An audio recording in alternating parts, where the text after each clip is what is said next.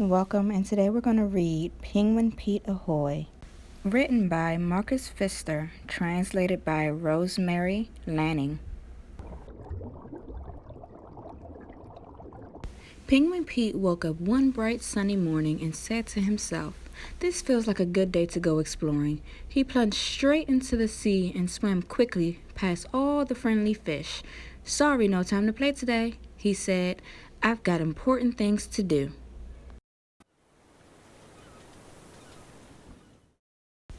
Before long, Pete found something really interesting to explore. Around the bend in the next bay was an old ship with jagged holes in its rotten timbers and tattered sails flapping in the wind. There seemed to be no one on the ship, so Pete clambered on board.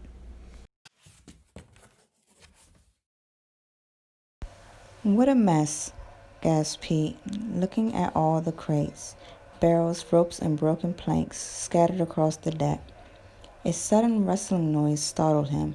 It seemed to come from under an old sack. Pete waddled quietly over to the sack and pulled it into the air. Cowering underneath was a little gray mouse. "Hello," said Pete. "I'm sorry if I frightened you, but I was a bit scared myself. I didn't think there was anyone on this ship." "There's only me," said the little creature, "and I wasn't really frightened." The mouse stood up straight and saluted smartly. "I'm Horatio, the ship's mouse," he announced. "Welcome aboard." "Nice to meet you, Horatio. I'm Penguin Pete. Let's be friends." "All right," said Horatio. "Come on, I'll show you my ship." Pete liked the storeroom best of all. Some of the boxes and packages were broken open, and Pete had never seen so many good things to eat. "Does all this really belong to you?" asked Pete, licking his beak. "It certainly does," said Horatio with pride. "Help yourself." "Let's go back on deck," said Pete, when he was too full to eat any more.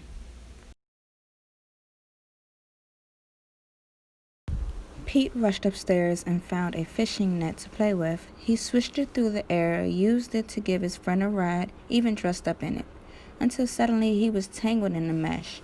The more he struggled to get free, the more entangled he became. "Don't worry," said Horatio. "A ship's mouse can handle nets. I'll get you out of there." Next, Horatio suggested a game of hide and seek. Pete tried his best, but he wasn't very good at hiding, and the mouse, who knew every nook and cranny on the ship, quickly found him every time. "Let's climb to the top of the mast," said the mouse. "You can see the whole world from up there." He scampered nimbly up the rope ladder. Pete struggled to follow him. "The view from here is wonderful, isn't it?" said Horatio.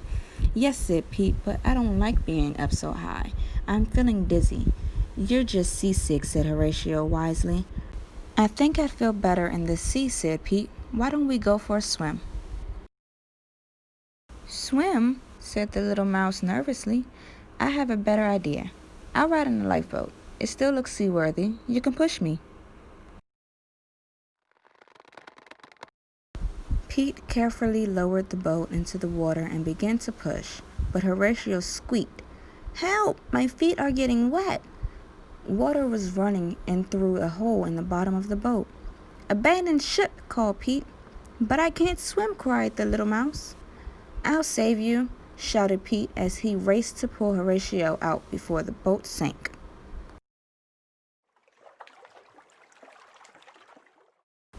"Climb on my back," said Pete. "You'll be all right." He carried his little friend back to the ship and wrapped him in a blanket.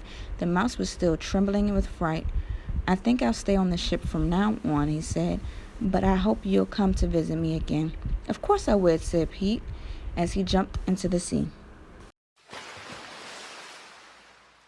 Horatio scurried to the ship's rail to wave goodbye. "Ahoy there, Pete," he called. "So long, shipmate," cried Pete as he paddled away.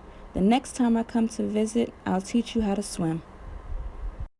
The end. Thank you for joining, friends. Goodbye.